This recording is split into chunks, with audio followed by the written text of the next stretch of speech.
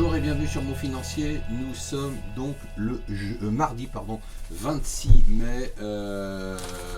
Alors, franchement, moi je ne comprends absolument rien sur ce qui se passe sur la Grèce. Il suffit de lire un journal. Alors, le Wall Street Journal nous dit que la gauche du parti s'apprêterait à voter contre un accord avec l'Europe. Le Financial Times et les autres journaux disent qu'on est tout près d'un accord et que tout le parti Syriza est derrière Tsipras pour un accord avec l'Europe. Donc on verra, pas la peine de se lancer dans des conjectures, on verra bien ce qui va se passer. En tout cas, c'est très très étonnant. Les Échos, eux, font leur une sur des sanctions records contre le travail illégal. Il serait temps qu'on se bouge un peu. En tout cas, ce qui est certain, c'est qu'en Europe, ça bouge de tous les côtés. On parle que des exits, bien sûr, alors le Grexit, mais aussi le Brexit. Il va y avoir un sommet européen dans quelques semaines. Et bien, Angela Merkel et François Hollande veulent proposer un projet pour plus d'Europe, plus de convergence fiscale, plus de convergence sociale, c'est-à-dire exactement le contraire de ce que demande David Cameron pour pouvoir organiser son référendum.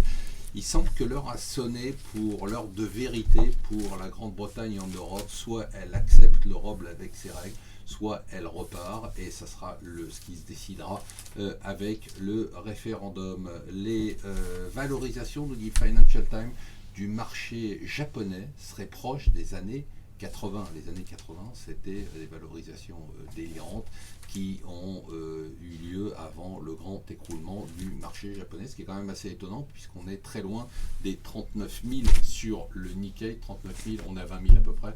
39 000, c'était le point haut en décembre 89.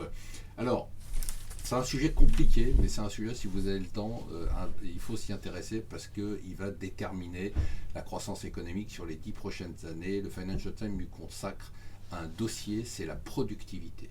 La croissance de la productivité a ralenti, et qui dit ralentissement de croissance de la productivité dit bien évidemment problématique de croissance, problématique de rémunération, problématique d'inégalité. Donc c'est un dossier fondamental, un peu complexe mais très intéressant.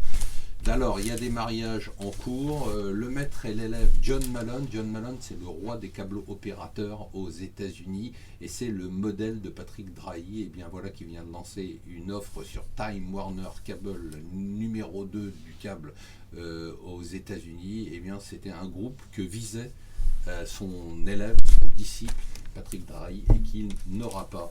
Et Fiat Chrysler qui cherche à se marier, qui considère qu'il ne peut pas continuer tout seul, qu'il a fait son redressement et que maintenant il aimerait se rapprocher. Il aurait aimé se rapprocher de General Motors, mais General Motors a dit non. Voilà, reste avec nous sur Mon Financier.